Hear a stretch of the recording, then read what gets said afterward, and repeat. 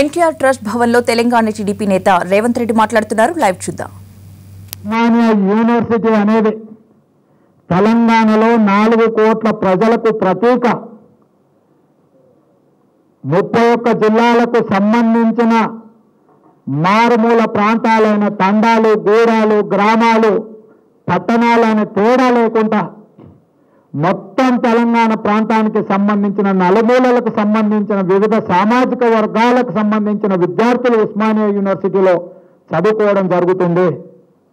ఇవాళ ఉస్మానియా యూనివర్సిటీలో ఏదైనా ఒక చర్య జరిగినా, ఒక చర్చ జరిగినా, ఒక విధానపరమైన నిర్ణయం తీసుకున్న మొత్తం తెలంగాణ సమాజం ఆమోదం మేరకే అక్కడ నిర్ణయాలు జరుగుతుంటాయని చెప్పి మనం ఎన్నో సందర్భాలలో పోరాటాల సందర్భంగా మనం చూసినాం.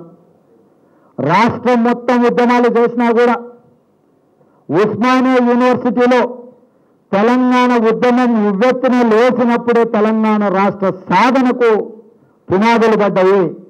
అంటే తెలంగాణలో ఆదిలాబాద్లో ఉండే అడవి బిడ్డల నుంచి మొదలు పెడితే అలంపూర్ వరకు, అచ్చంపేట వరకు కోయలు కానీ, గోండులు కానీ, గిరిజనులు కానీ, దళితులు కానీ, బలహీన వర్గాలకు సంబంధించిన వాళ్ళు కానీ, పట్టణ ప్రాంతాలలో చదువుకున్న నిరుద్యోగ యువత వరకు ఉస్మానియా యూనివర్సిటీలో చదువుకుంటారు. కాబట్టి వాళ్ళందరి గలమే ఉస్మానియా యూనివర్సిటీ విద్యార్థుల పోరాటం. అలాంటి గడ్డ మీద నేను ఒక మంచి సంఘటన జరిగింది.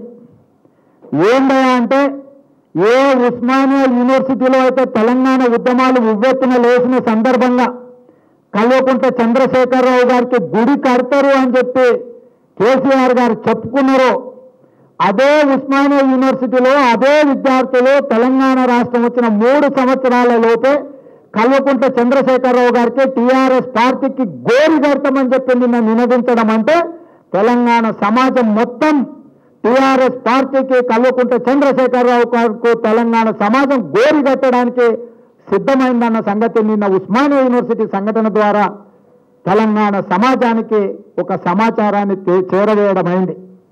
అహంభావంతో, అహంకారంతో, అధికారంతో విర్రవీగే కల్వకుంట్ల చంద్రశేఖరరావు గారు గొంతు మూగబోయిందంటే కనీసం తలెత్తుకొని విద్యార్థుల ముందర నిలబడలేక, ఆ విద్యార్థుల కళ్ళల్లోకి సూటిగా చూడలేక తలదించుకొని 10 నిమిషాలలోనే ఈ రాష్ట్ర ముఖ్యమంత్రి పారిపోయి వచ్చిందంటే తెలంగాణ సమాజం కల్వకుంట్ల చంద్రశేఖరరావు గారి పట్ల ఎంత ఏషభావంతో ఉన్నారో, మమ్మల్ని మోసం చేసిండో, మోసం చేసిన వాడికి గుణపాఠం చెప్పాలని ఎంత కసితో కదం దొక్కిందో నిన్న ఉస్మానియా యూనివర్సిటీని ఒకసారి గమనిస్తే మనకు అర్థమవుతుంది.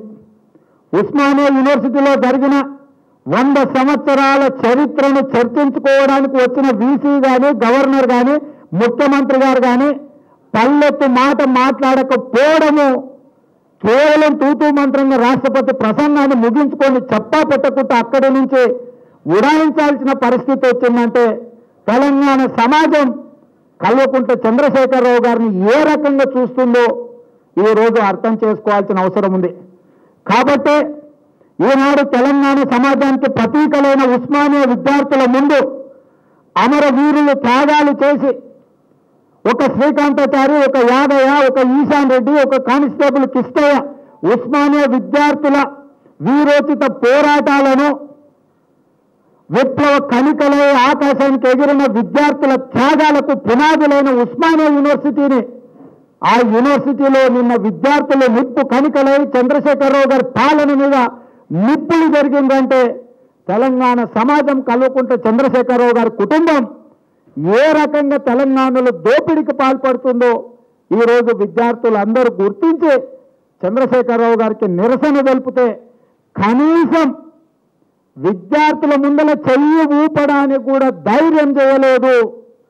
అంటే ఇవాళ కల్వకుంట్ల చంద్రశేఖరరావు గారు ఒకనాడు గొప్పగా ఈయన త్యాగాల ఫలితాలతో, ఈయన ఆమరణ నిరాహార దీక్ష ద్వారా తన ప్రాణాలను సైతం లెక్క చేయకుండా ఆత్మ బలిదానాలు చేసుకొని బలిపీఠం ఎక్కి తెలంగాణ రాష్ట్రాన్ని సాధించుకున్నాని గొప్ప గొప్ప ఉపన్యాసాలు చెప్పుకునే కల్వకుంట్ల చంద్రశేఖరరావు గారు, మీరు ఎందుకు ఉస్మానియా యూనివర్సిటీ విద్యార్థులను 4000 మందిని ఉద్దేశించి 4 ముక్కలు 4 నిమిషాలు కూడా మాట్లాడలేదంటే మీకు ఈ రాష్ట్రంలో ఉన్న పరిస్థితులు అవగతమైనాయని నేను అనుకుంటున్నా.